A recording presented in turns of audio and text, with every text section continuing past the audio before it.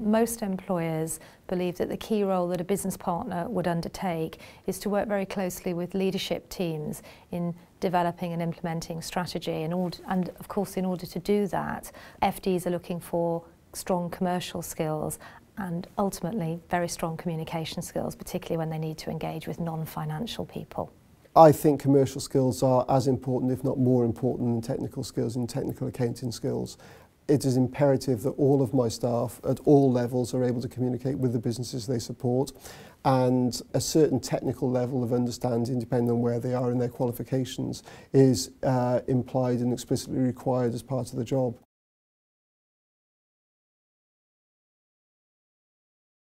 What we're seeing is a real trend towards dividing responsibility, and increasingly we're seeing the use of a lot more non-qualified finance professionals, or perhaps part-qualified professionals, doing the work that previously we would have expected qualified accountants to do. There's a lot of good non-qualified accountants in the industry, and they provide a different skill set.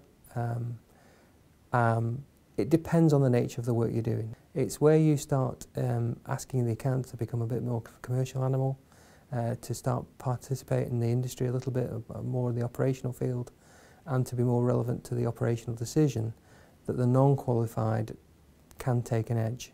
It's very important that if somebody isn't qualified, they're not giving advice that you would expect a qualified accountant to give. So the level of technical competence that people have needs to be very carefully measured. And also, it's equally important that the qualified professionals feel sure that they still have the career opportunities and that their opportunities aren't diminished.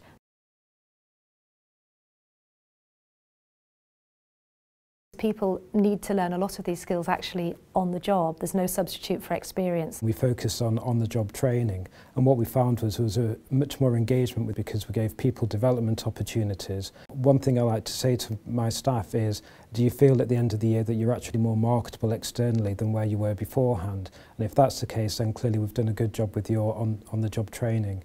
I think the subject of morale and engagement has obviously been a very challenging one for most employers over the last year or so. What we're finding is that within the finance function, it's no different to any other part of the business, in that it's all about really regular communication, being very open and honest with people, because in a vacuum, people often fill it with worse things than the reality, and making sure that there is follow through on that communication. So it's not just team meetings, but it's also individual meetings, and a continuous two-way dialogue. I speak with each of the department managers regularly, but informally more often than formally, and I know everybody by name, and I do believe that that's an important criteria so that people feel valued.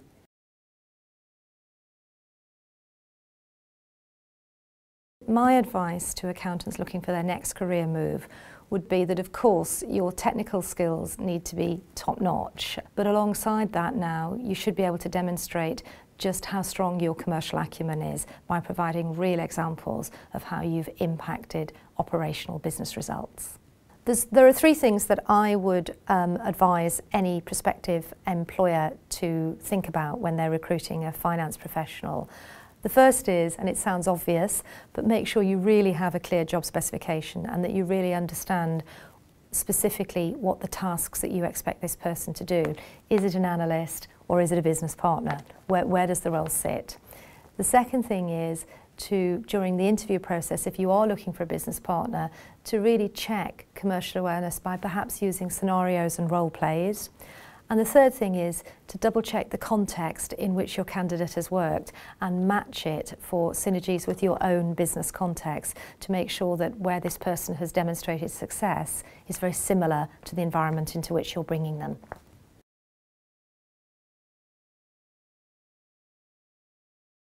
The opportunities for qualified accountants are virtually unlimited.